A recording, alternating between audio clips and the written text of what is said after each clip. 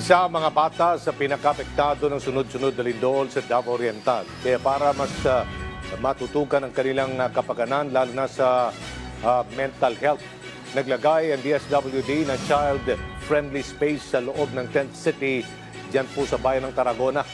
Layo nitong maibsan ang kanilang trauma dulot ng kalamidad. Si Michael Uy sa sentro ng balita.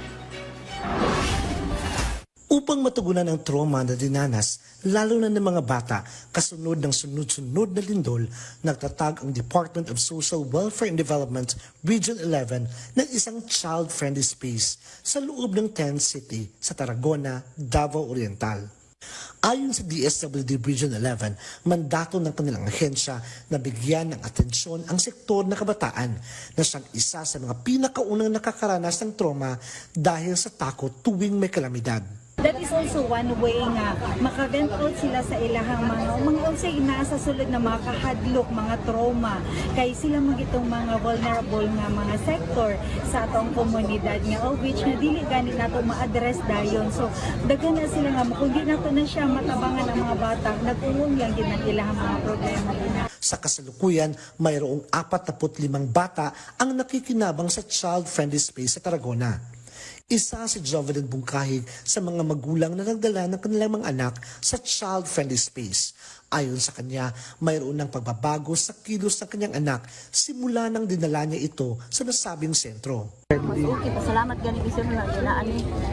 Para sa di anak ron, murag tanaw gani nako sa iya, murag okay na kay magilalo-bilo sa mga bata pero tungkuan ara sa intawon sa kwarto magsigira gigda.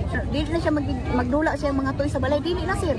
Magdili magpuyo na lang siya dito, maglingkod sa bangko, magtanaw sa mga tao na mag-agi-agi. Na mo adres kusina mami mulinog na pudron.